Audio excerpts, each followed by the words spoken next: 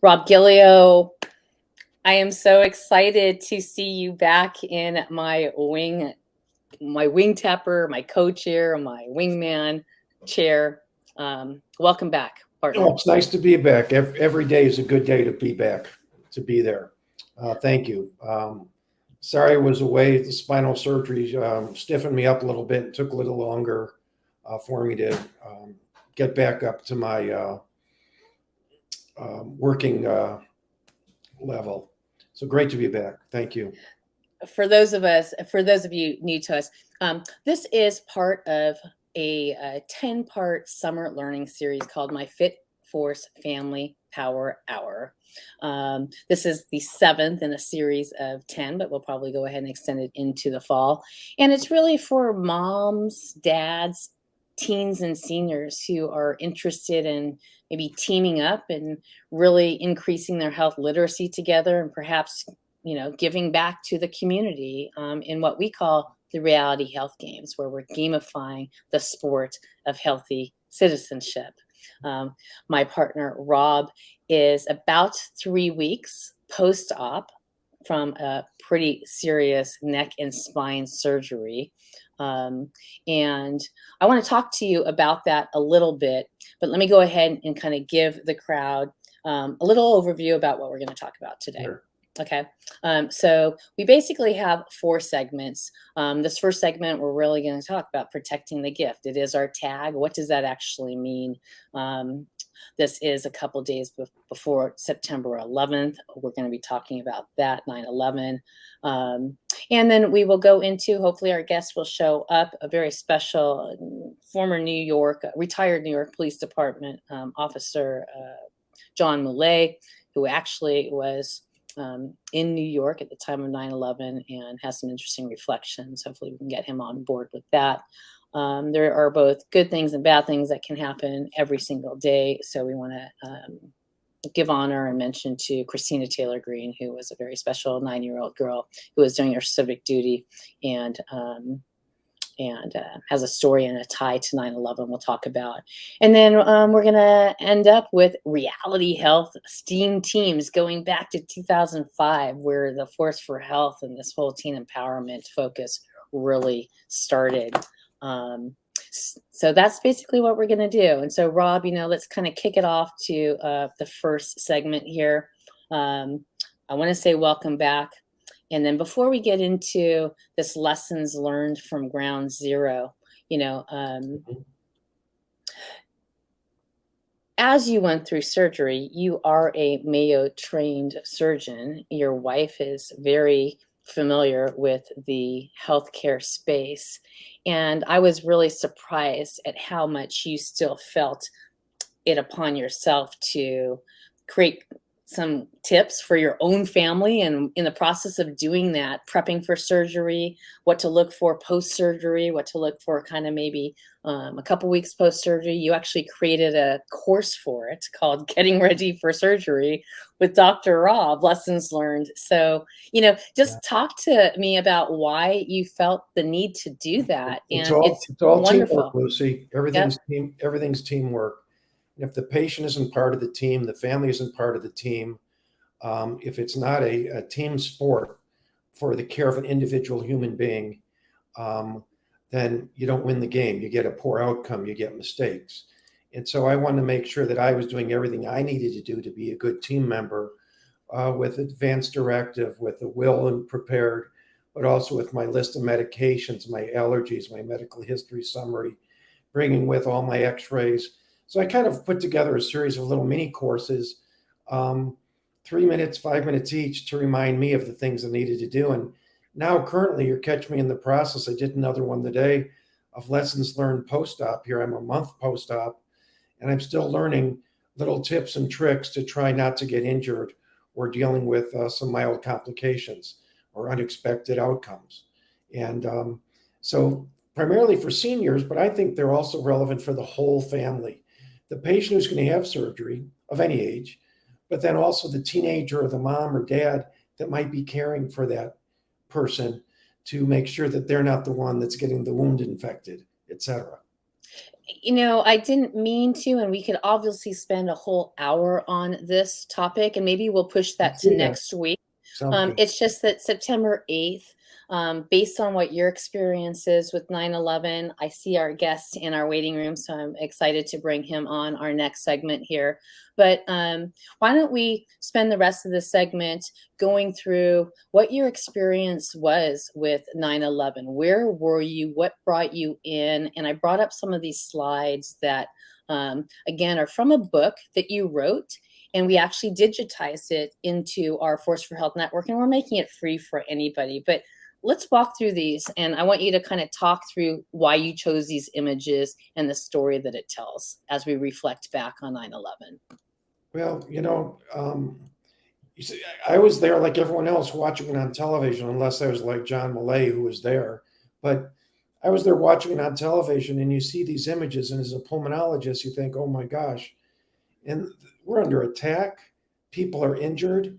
The previously things were normal in ordinary times, and suddenly it was extraordinary times. And were we prepared as New York?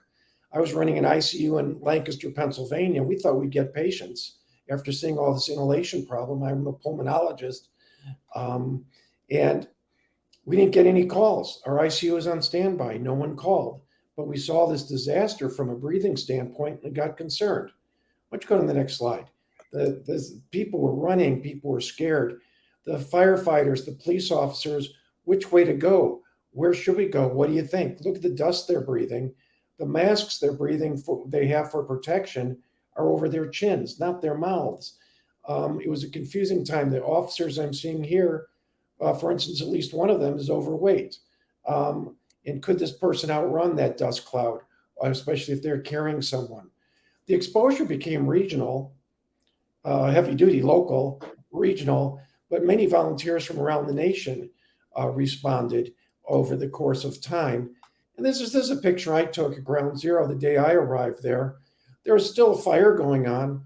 The gentleman, if you look closely, he has a good respirator mask around his neck while he's wearing a cigarette in the midst of, I think, 4 different types of smoke. There was steam, there was white smoke, gray smoke, and an orange smoke coming up. It was like a construction site where people were digging in the 7-story pile of debris looking for their buddies. And I suddenly get a call on the telephone.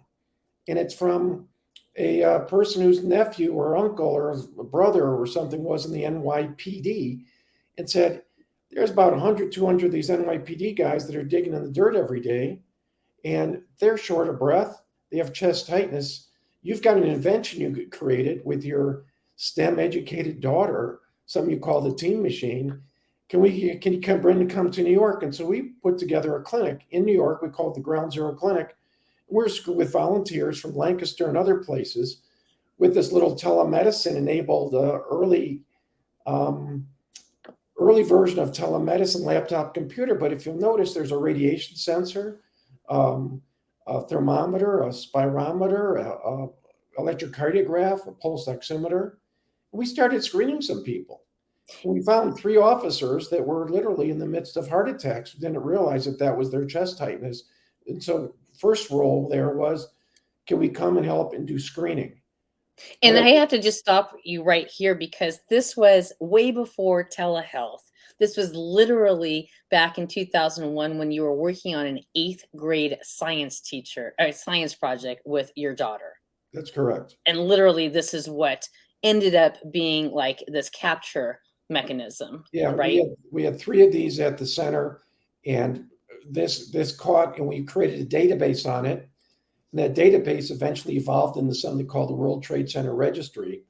But we were overwhelmed. And so as you saw me on the telephone, the goal was get more help here. It was the team in New York. The NYPD was overwhelmed. Their leadership had kind of fallen apart. The city leadership was arrogant and disinterested, if you want my honest opinion, about the health of the police. The fire department got much of the resources. These police officers never were screened before. So our role here was screening, 1, establishing a baseline, 2, and establishing a way to capture symptoms for future study and science. And then it was confused when actual anthrax He had an NBC Studios. My wife's in this picture. She was there the day Brokaw got anthrax at delivered to NBC. And one of the things we were all afraid of, and so were these officers, and so were the public dignitaries, but they weren't talking about it, was, just hold on the slide a second, was the capabilities. Let's come back to something. Did the bad guys that knocked down the towers, in the days preceding that, did they send, the theory was that thousands of FedEx and UPS and US mail packages with anthrax or other bio or chemical or radiologic toxins were delivered to the World Trade Center to then be dispersed throughout New York to kill millions of people, not just 3,000. If they were thinking right, that's where they should have sent the anthrax. Anyways, we got involved with anthrax screening. We made videos for education. We became part of the team. We were the second responders to the first responders, the police department. And these people here, these are college and high school students. Some of them are respiratory therapists and others. The cops lined up. We eventually screened 1,800 officers over the course of 3 weeks until it was time to, I think, leave. We'll talk more about that later, perhaps. But there were these tributes to heroes, this one being a photographer that put down his camera to go help with the evacuation instead of doing a training film like he normally does. Next slide. You know, the city was run at funerals. The meetings of the two people in the right, in the foreground, they're from the mayor's office. They met at funerals. There were so many funerals that the city government were meetings in the parking lot. Dr. Arthur Roberts was who set up this clinic with us. In fact, he set it up and invited me, but he debriefed with everyone and then gave them, we put together copies of their medical records for them, not for their management. That in part was suspicious that these were guys looking for disability. We brought together 200 volunteers from around the country of a variety of roles. But this is the little think tank right here of some doctors, including myself, that started thinking about a long-term effect in creating the World Trade Center registry.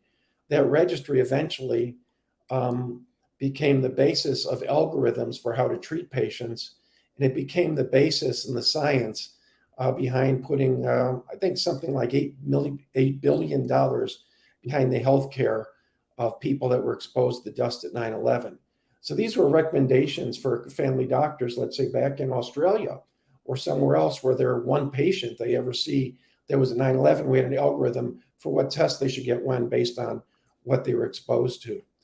Our initial findings were that a lot of the guys already had, or at least when we first saw them, decrease in lung function, increased blood pressure, high cholesterol, myocardial ischemia, 25 guys, abnormal echo findings.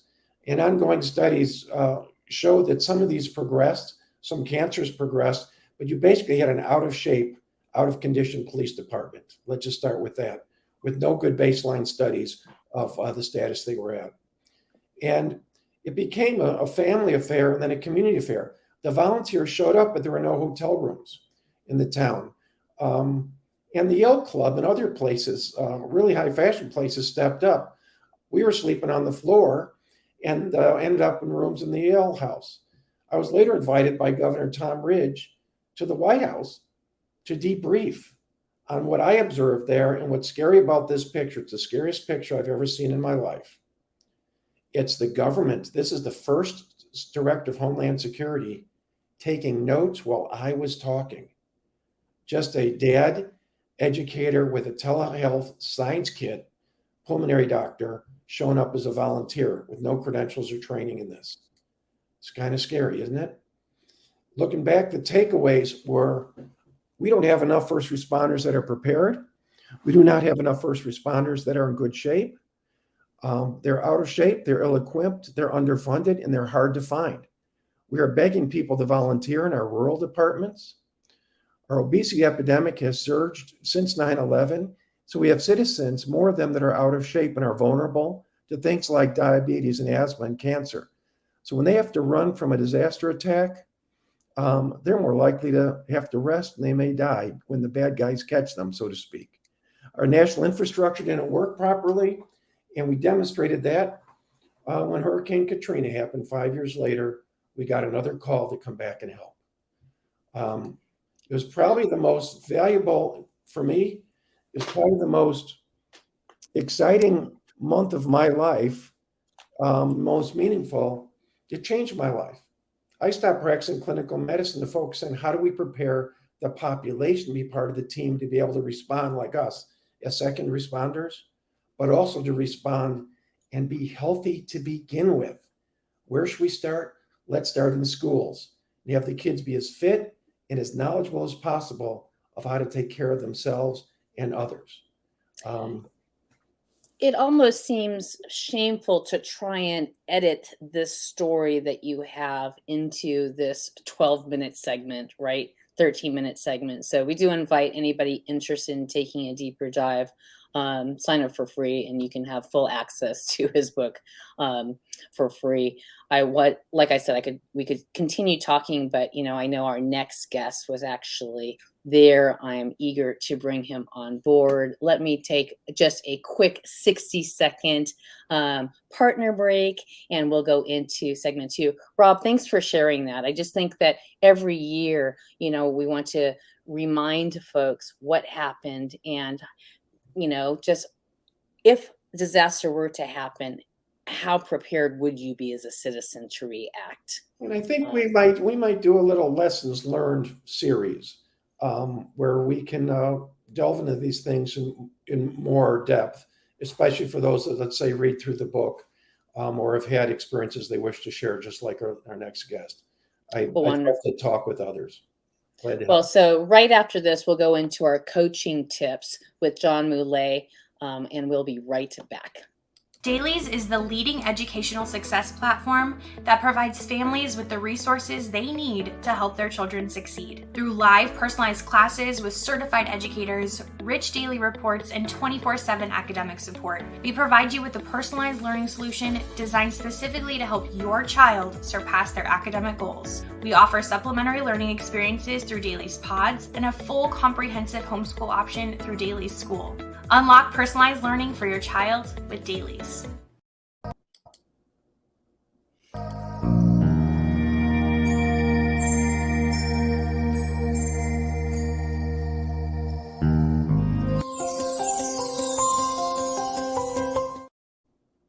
So we are back, and now we are going into, if I can find my little graphic there. I had the pleasure of meeting this gentleman this past week.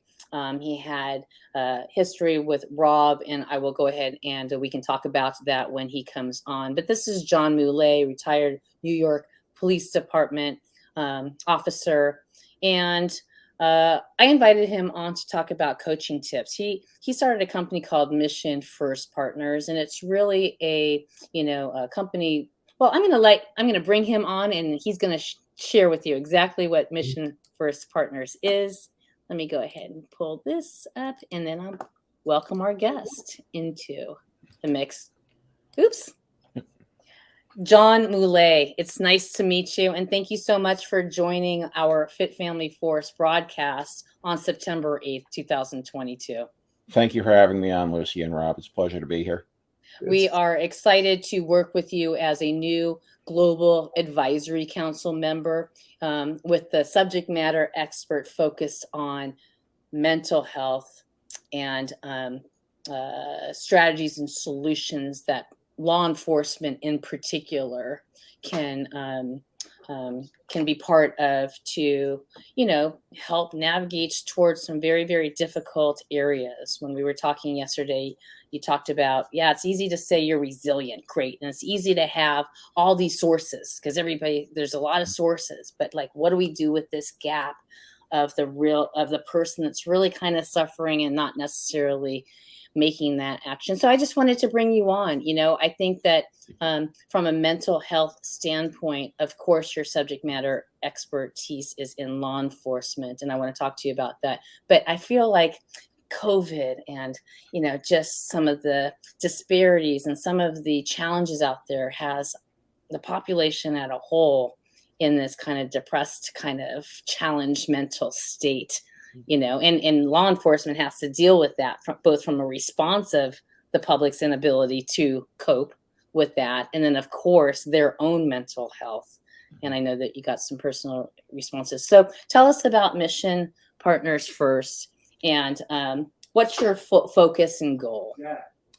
Okay, so Mission First Partners is a New Hampshire-based consulting firm that we started in 2020. And to actually understand how we wound up here, I have to go back a little bit.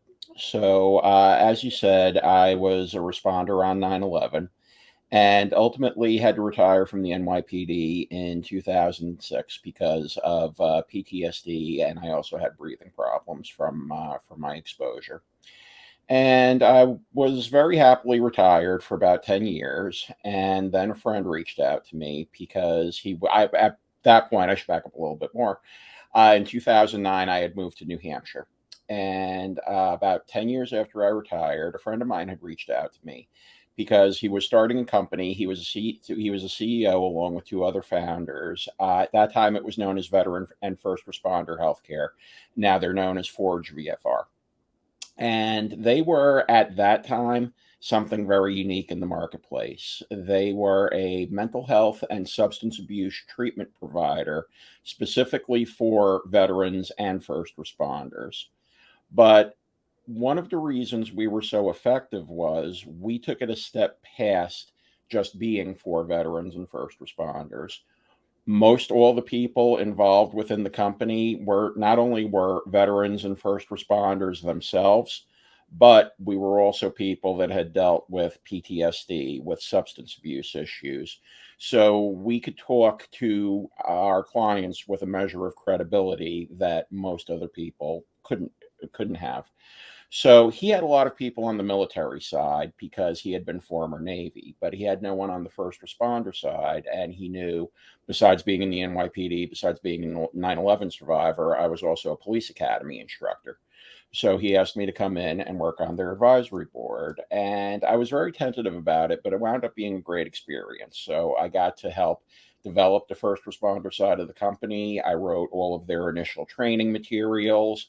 And in 2 years, we took the company from a startup to a central feature in New Hampshire law enforcement because I helped establish relationships with the Chiefs of Police Association, different departments. So we really managed to make a lot of headway in those couple of years that we were working. And for several years, he had been encouraging me to go out on my own and start my own shop for training. And I had gone back and forth on it. And in 2020, three things happened in the same week that made me realize it was time to do this. So in the matter of 1 week, I finished a program called Psychological Survival School that I had spent 2 years writing. That same week, the executive director of the Chiefs Association called me because they were having their annual trade show and their psychological presenter dropped out. And he asked me if I could help out with that. And I said, sure, I got this new program. And I told him about it and he thought it was great. And unfortunately, that weekend, we had 2 law enforcement suicides in New Hampshire in 2 weekends. One of them was in the town where I live. So I took that as my sign that it was time to finally do this. So at 12:01 a.m. on September 11th of 2020, Mission First Partners officially became a New Hampshire company. And it was very important to me that we started this journey on that day because to me, it was taking this day that had haunted me for the last 19 years and finally turning it around and turning it into something that could actually help people. So, as I said, we're a consulting firm, and we are specialists in training and program development, and we do all kinds of law enforcement training. We've also recently extended our law enforcement experience to help schools with security, because after Uvalde, I was talking with an associate, and I had said, for years, every time we've heard about a school shooting, we have this huge wealth of law enforcement experience. And I've always wondered how we could use it to help these schools. And their specialty happened to be school security. So he said, John, we've been looking into coming into the New England market. Why don't we partner? So that's another thing we're doing now. But our real specialty, what we started off with, is health and wellness programs, specifically designed for law enforcement agencies to meet their needs and to bring in that credibility piece that I was speaking about earlier, things that were developed from law enforcement. Because so many of the things that I saw, and when I was working with VFR, I got to go to a lot of these programs and, review them and everything. And two things always kept jumping out at me. One was I never heard somebody get up in front of a room and say, I have PTSD. This is me. This is what I've lived with. These have been my issues over the years. And the other thing was, for all the programs I went out and saw, I can't say that I saw one in all that time that was much more than a very nice, very expensive pep talk.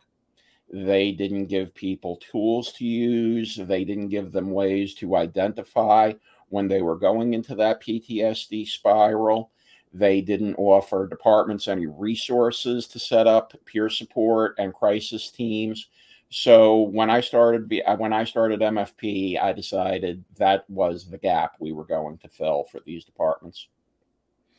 I don't know if enough of the regular people truly understand what epidemic level or the state of the issue is with PTSD, suicide rates, and the current, support of that need.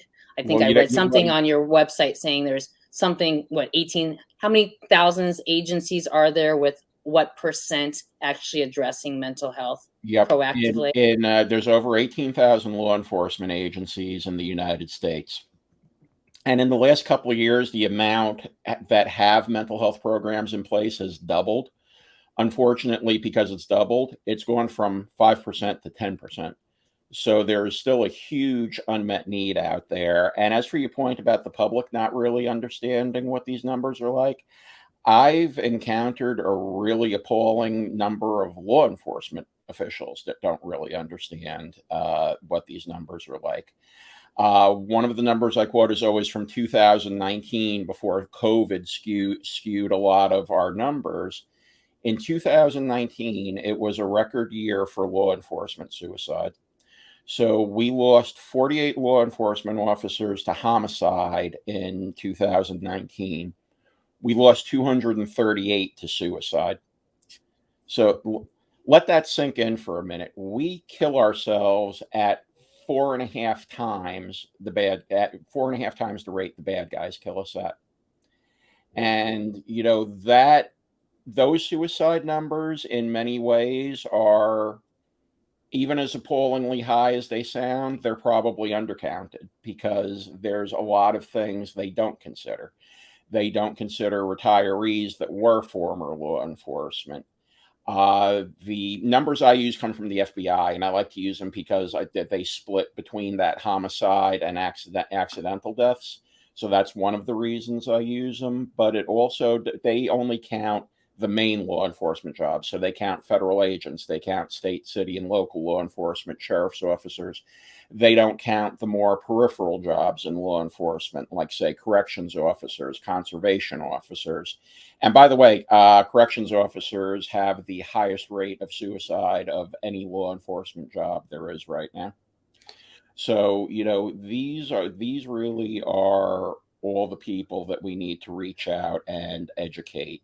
The first time I ever gave a lecture to the New Hampshire Chiefs Association, it was a real eye opener for them, because one of the reasons they brought me on was in the previous year they had 5 law enforcement suicides in New Hampshire, and that obviously even 1 is terrible. 5 doesn't sound like a terribly high number for a profession, but when it is when you're only talking about a state with 4,000 law enforcement officers in it. I extrapolated the numbers and showed them that 5 law enforcement suicides in here would have been the equivalent of 129 a year in the NYPD. So, I would hope that the NYPD would hope we would feel they needed to do something about that problem long before we hit that 129 number. I give you a lot of credit for your courage of speaking out about mental health. One of the things, the real problems we found with the World Trade Center issues were we actually found officers that faked the results or tried to fake the results on their breathing test. Mhm. They would get breathing disability because if they mentioned they had a mental health issue, they Mhm. were sissified, they were made fun of, or their gun was taken away, or if they were dismissed because of a mental health issue, they couldn't get a job, even at a mall, carrying a gun. And And so, I can tell you, Rob, you're absolutely right about that because that's exactly what happened to me. The day I went to the NYPD and told them I was getting treated for PTSD, I knew my career was over. mhm. 16 years later, I know it didn't have to be that way. And there's nothing I can do for myself now, but I'm hoping I can educate people to the point where I can maybe save somebody else's career. Well, but it's not just career. You're saving lives because I really think I'll just call it that that hidden gap Mhm. of where they've all been through resilience training, as you talked about the other day with us, and we do some good resilience training with our program with the high school kids, and preparing for other challenges they might find stressful, a Mhm. hurricane, a tornado, a flood, an abusive uncle, or whatever it might be. But the point is, between that mandatory resilience training and, oh yeah, here's a list of your resources, those people in the middle to have a peer like you step forward, and then you've written curriculum, but you're vetting it with a senior psychiatric advisor as Yes. well. And Yes. so that's what Lucy and I really felt attracted to want to work with you along those lines, and also along the lines with your app that allows one to kind of track and that's watching for those yellow and red flags that can notify a chief with permission of the patient that there may be a problem in their apartment or one of their people if one wishes to. So the ability to empower them with the training in person and then the tools you leave them with, some you've provided, some we might be able to help you with as well, Mhm. is very exciting to us. You need a team. How has this affected your wife and your other family members? Is PTSD an isolated thing, or does it affect everyone? Oh, it most definitely affects everyone right through the family. And, I knew there was times where I felt like I was slipping away. So, I had no doubt that my wife did too. In fact, talking about the NYPD and how they treated officers after 9/11, I was one of the ones that was very lucky, and that was another reason that I started this company. I was treated in the Mount Sinai First Responder Program, and I got top-notch, very culturally competent care. And that was one of the things that when I came into a more rural area like New Hampshire, that was one of the things that I really saw was missing. So, I'm trying to bring that same kind of high level, culturally competent care that you would find in a big city to everywhere. But as far as the app, one thing I should clear up on the app, though. Now, the way the app works is it has metrics that the command staff can access. Those are, however, anonymous metrics to Got it. just let them know how the overall mental health of their department is going. And that was really a necessity because the only way to get people to engage with this on a very honest level is to have it anonymous. Great. One of the other reasons that I realized we needed to use an app was when we talk about PTSD and teetering on that edge and then going into the spiral. One of the questions that I always get asked was, "Well, how do you know when you're doing that?" And the answer is when you're that engaged, when you're that deep into it, you're not going to realize it. This is what's going to tell you that you're starting to go into that. Mhm. Thank you for clarifying that.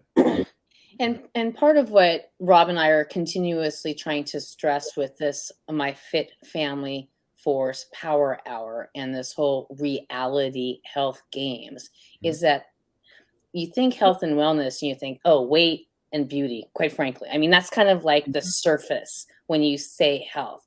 But the reality health games that we really want to impact and challenge individuals on are just to help prepare you to be knowledgeable enough to take care of yourself and to recognize things when your family needs help. That's why we call it reality health games, right? Getting ready for surgery is a real live health issue that many people taking care of their senior parents is a real live reality health issue, and mental health and PTSD. And even, for the law enforcement is like a certain category of, uh, confidence and machismo, of course, right? And you just talk men in general.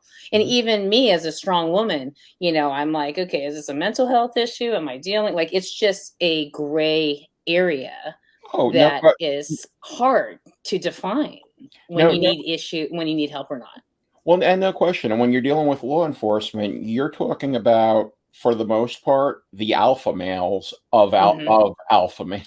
Right, right. So that's the mindset you You deal said it better than I did. but but when you're talking about preparation, and to equate something that we do tactically to what you're trying to do with health, when I teach my tactical classes, one of the things I always start off by telling them is the people who win the biggest fights in life are the people who spend their entire lives preparing for them. The rest just get lucky. So if you really want to know that you can win that big fight the day that it comes, you need to be preparing for it for your entire life. And that is actually one of the things that we talk about in our psychological survival school training is unpacking these things from our lives that start to hold us back and to make us more susceptible to these traumatic events when they happen. So let's go with that because this is a coaching tips Mhm, segment for families, mhm, right? So be prepared. I mean, obviously, knowledge is power. So you will mhm, feel more confident if you mhm, feel better prepared. So wonderful. I'm going to make a meme out of that, right? And go post it. What are 2 or 3 tips if you had to go ahead and offer it to families or law enforcement might be watching, a wife of a law enforcement person mhm. might be watching, a child, or just the average citizen? What are some coaching tips from a mental health trainer standpoint you'd like to offer up?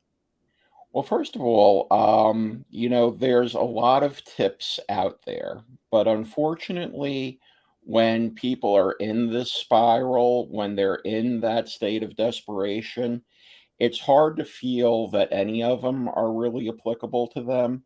So, one of the things that I start off with talking to people, especially when they're resistant, is I try to make them understand no matter how you're feeling, you're not alone.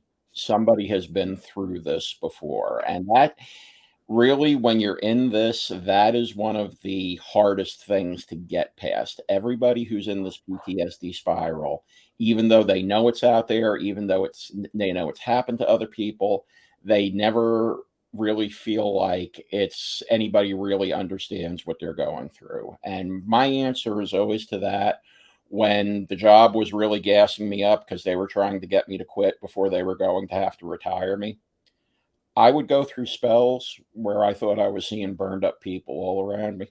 So I tell them, I know what it's like to be afraid of your own mind. Believe believe me. So now can we talk about what you're feeling? And that's a big part, I think, of how we begin to change the climate and we begin to change the conversation is getting people to step up and talk about their own experiences. I mean, I can tell you, I myself was very guarded about talking about my own experiences when I first started doing this. And one day I just said, what the hell with it? I'm just going to talk about things that I had been through, my personal experiences, things that I felt. And that day, that particular class I had been teaching, 3 other people got up in the class at the end where we asked people if they have anything they want to contribute. 3 people got up and talked about having struggled with mental health issues. So that really convinced me of the power of it. And part of the other reason, I mean, besides being guarded and being personal, was that I was never a big fan of the emotional appeal. I always felt it was a very cheap tactic used by people who didn't have anything particularly compelling to say. And the day all of this happened, I was speaking to my friend Laura, wonderful, wonderful lady, also a clinical psychologist. And I told her, this experience that I had. And Laura is a big Maya Angelou fan. And later on that night, she sent me a text that said, "People forget what you say, people forget what you do, people never forget how you make them feel." So, Absolutely. so that would be the first tip, is that no, you're not alone. Another one, and this is really the biggest one, and again, it's hard to convey. Do not let the stigma, do not let the restrictions of the job, do not let these things, if you're suffering, keep you from getting help. And this is a little bit where we start tripping over ourselves, because we try to reduce a lot of these things to memes and catchphrases and stuff like that. And people mean well doing this. But I swear, if I hear "smash the stigma" or "it's okay not to be okay" one more time, yeah, I think I may scream, because these are not what's going to help people. And you know what? I hate to tell the people saying this. There's a lot of departments where it isn't okay not to be okay. And I've talked to people and I know that because I've talked to the people from these departments. And I've had to tell them, and it's kind of tough being in this field, but I've had to tell them, under no circumstances tell your department you're getting treatment. That doesn't mean you're not going to get treatment. That means I'm going to show you a way to get treatment that your department isn't going to know about. So that's probably the biggest thing, is we need to educate people to resources that they can seek on their own. Now, I know working here, I have chiefs that are terrific. They care very much about their people. They're very tuned into mental health. The thing I want to hear from a chief is, I don't care that people are going and talking to a counselor. I just want to know that they're doing it. That is the perfect attitude. Unfortunately, for every one of those chiefs I have probably five more that are at best indifferent and at worst hostile to bring this into their departments. And unfortunately, when you're talking about law enforcement, this begins and ends with the chief. I've had guys beg me to come into their departments, and if the chief isn't on board, the whole thing is just going to die on the vine. So that we need to get these resources in where people can seek them independently. So be prepared, so Mhm. that you are mentally prepared to deal with what could potentially happen. Mhm. Not that you can always be prepared for Mhm. anything, but at least to the degree that you can control that. Mhm. Number two, understand that you're not alone. And Mhm. so that if you do have to surround yourself with, professionals like yourself, like you've actually been there, felt it, Mhm. know what it feels like to be, in that gap, you're not alone. So, that. And then number three basically is, don't let anything stop you if you feel like you need help. Mhm. And and And and know that don't and do it on your own, and don't feel the need to have to share with other people if you feel like that's not in your best interest. Yep. And along with that, just one more point to make. When you do seek out that help, know who you're getting it from. Unfortunately, and this is a constant source of stress and aggravation for me, in the last couple of years, law enforcement mental health has become very topical. And I think that's a great thing. Unfortunately, the bad side of it is the field has become flooded, and it's become flooded with a ton of hacks because they smell money. And it goes to more than even just people being con men or rip-off artists or anything like that. To me, I take that very personally, because one, it's impinging on the good work that not only myself, but I know a lot of people do. That is the really helpful part that's really going to reach out to these people. Mhm. But going past that, it's not just a matter of being a con, being a ripoff. These people hold out hope to desperate people that are barely hanging on by a thread. And to me, that's the really vile part about it. So, having been in this field now, I've come across both for-profit and nonprofit companies that offer everything from counseling certifications that they've made up themselves that aren't backed by any kind of professional organization, to ones that actually claim they can cure PTSD. Which, when I hear something like that, now when I criticize anybody or I speak about them, I like to research it because I like to speak intelligently about what I'm doing. But when I hear a claim from somebody that they can cure PTSD, I don't even have to do that, because I know if that was actually true, I wouldn't be reading about it on some website. It would be on the cover of every psychological journal in the world if this was something legitimate. So, unfortunately, those are the headwinds we're kind of facing today. And more importantly, these people tend to be very good self-promoters and very social media savvy. So I would say, and a group of psychologists that I work with, we speak about these things on a regular basis. We're trying to teach the law enforcement community how to be an educated consumer, how to get them into the right programs, into the things that are actually going to help them, because this is something, the stakes are way too high to start off with the wrong program.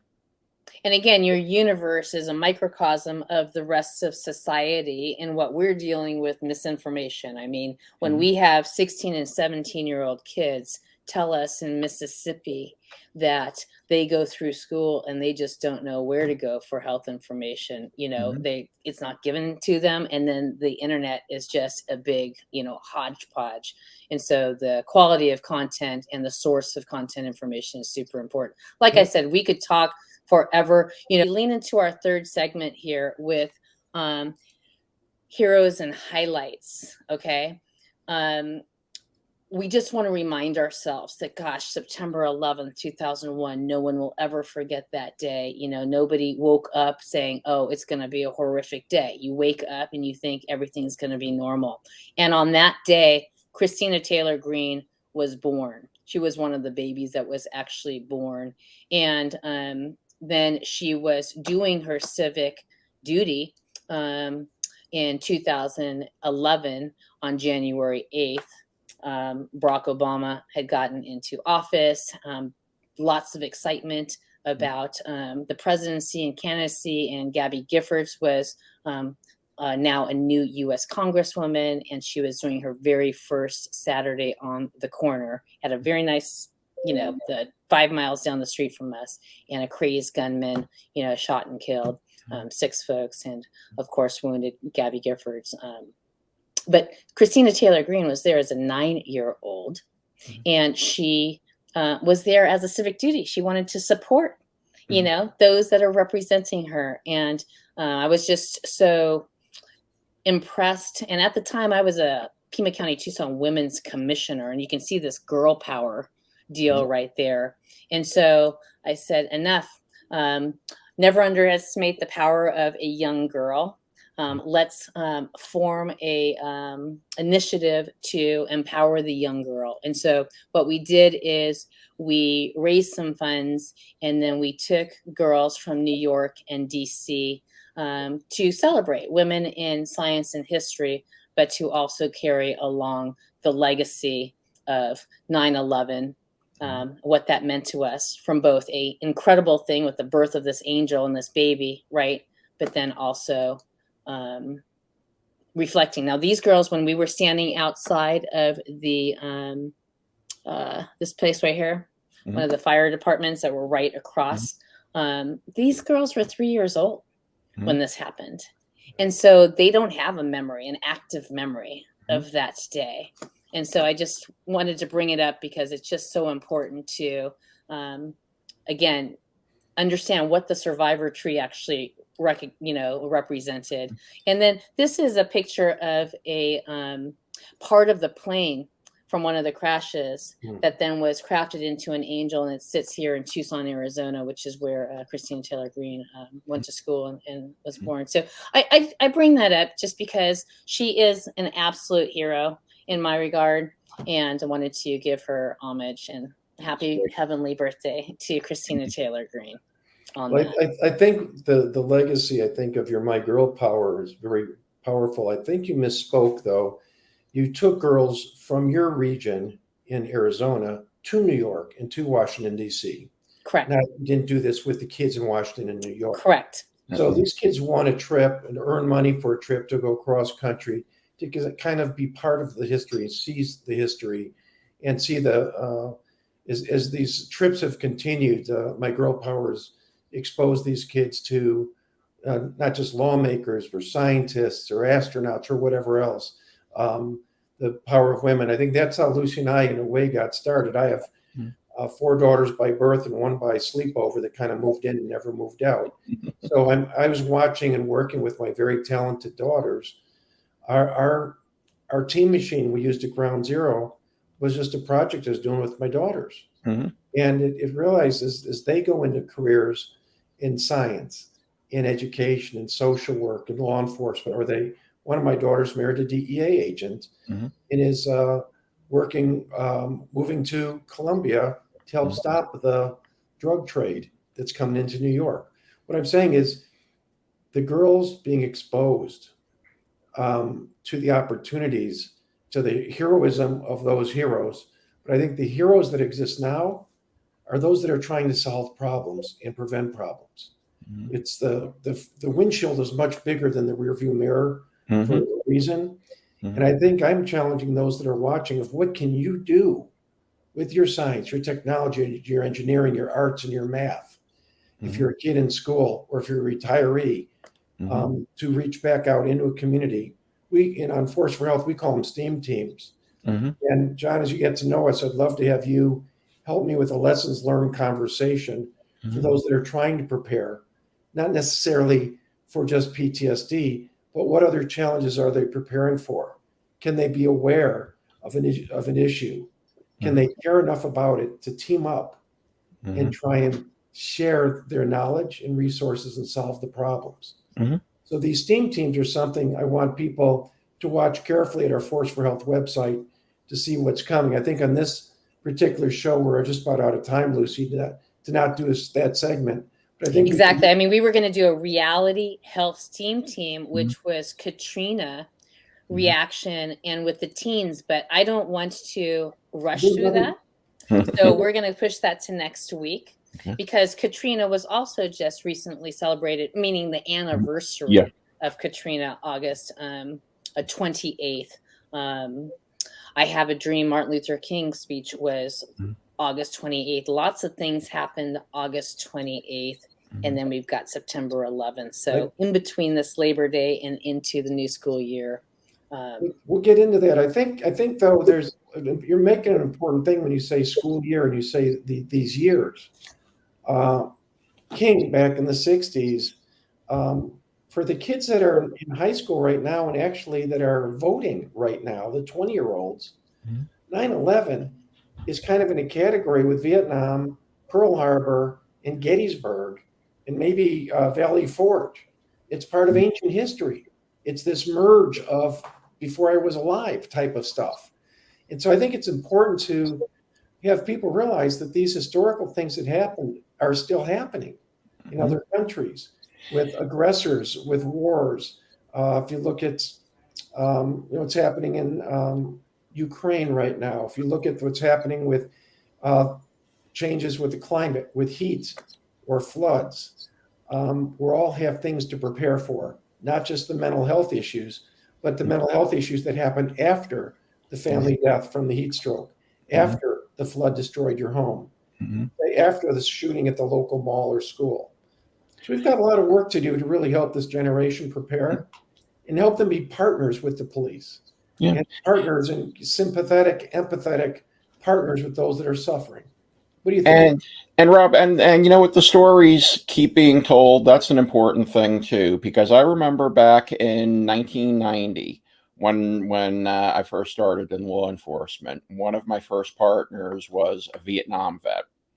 And this was when Vietnam had become very topical in the media, and you had shows like China Beach and all these other shows about Vietnam, a couple of movies and everything like that. And I remember him saying to me, it's interesting to your generation because you never lived through that. He said, for me, he said, and the people I know, he said, Vietnam isn't something you want to remember. It's something you want to forget.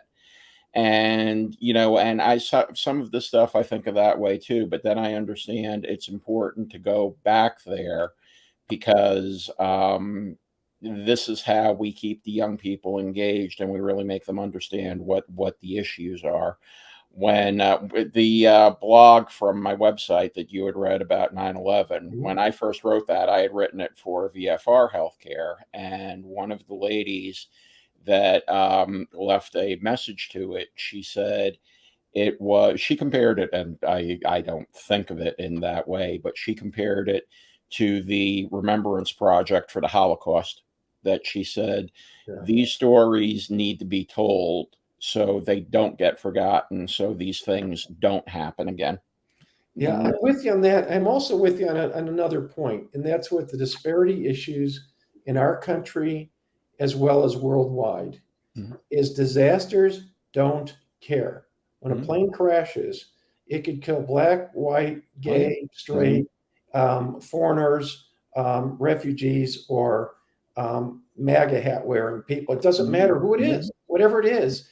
It's when a virus hits in a pandemic, to some extent, when there's a flood, when there's a heat thing, when there's a power outage, when there's a building collapse. I think these need to be unifying events, and I think telling the stories unifies us. As we see stories of people who look like you telling their story, what I'm saying, look like you, look like the person who's hearing the story. If all the stories were people that look like you, I'm not sure how far we'd get, John. I'm just trying to make a joke, bring a heavy topic. Especially because I have a face for radio, not video. That's right. I've been accused of looking like George Costanza, so that's okay too. But Rob, I saw in one of your comments when you talked about unity and everything after 9/11, and that's kind of one of my most vivid memories of the days after 9/11. And I mean, obviously it was horrific, it was traumatizing and everything else, but for this very brief time, it felt like the world was working the way it should. People came together. When we started the Family Center, it was first started at the Lexington Avenue Armory because that was the only thing we had. People donated so much stuff. We were piling it up out in the street with forklifts. We didn't have room in the armory to put it in. And somehow I knew it wasn't going to last, and it didn't. But to see, even for that brief sort of moment, people coming together, it was quite something. Yeah, we were one people. If you read a poem that's in the first section of my book, it speaks right to that, by an anonymous author. It wasn't me. It was given to me by someone we don't know who wrote it, but it speaks just to that special time. Hey, anyone who's watching this, feel free. It's free. Read the book. I've never really sold it. I want it out there. I was written for my teenage kids initially, of why mom and dad were in New York tending to first responders when planes were falling out of the sky above our house in Pennsylvania. And it was written for them to kind of capture the moment, but it was written for me, I think, to help me be cathartic and share my story. It was my way of talking about it without crying and get it off my chest. My father had recently died. He fought on Iwo Jima and never shared any of his stories. And looking back, I know he had PTSD. Our whole family is convinced of that. But they didn't talk about it in that generation. So it was my way of getting it out there so read the book. There'll be links on both this Facebook feed and on the YouTube, etc. John, like I said, we look forward to working with you. We have a couple cool things teed up this year to launch, and I can just report that Arizona is officially kind of in activation mode. We had a ribbon cutting statewide with some leaders last week. We'll be activating in Pennsylvania. And actually, we're talking to the law enforcement group there and the state College Borough. And so that's coming up at the end of the month. You know, Arizona's kind of got this north-south competition coming up. And so hopefully, you know, those are the things that we want to bring to the table. There's a little bit of incentive. Maybe it's a peer-to-peer, like, come on, okay, let's go walk the world so that we can, you know, have our, you know, peer group beat out those fire department guys, or whatever competition is going to spark some type of camaraderie, because it is really the peer-to-peer support that is helpful. So I'm going to bid adieu to you. Thank you so much for joining. Rob, we will talk about Katrina and lessons learned next week. And again, if you are a mom, a dad, a teen, or a senior that cares about, when you say population health, you're like, what's population health? Well, we just went through it with COVID, okay? Ukraine's going through it right now with attacks. John went through it 21 years ago at 9/11. You know, Rob responded to it. So something can happen any given day. And just challenge yourself this year to be prepared, be kind, be resilient, and seek help when you need to. And if you can team up for good, then even better. Come play in the Reality Health Games with us, okay? So my name's Lucy Howell. I'm in Tucson, Arizona. Dr. Rob Gilio out of State College, but Rochester, Minnesota, temporarily, right? Yes. And of course, John Moulet out of New Hampshire. Thank you, and till next week. Be a force for health. Appreciate it. Be kind. Thank you.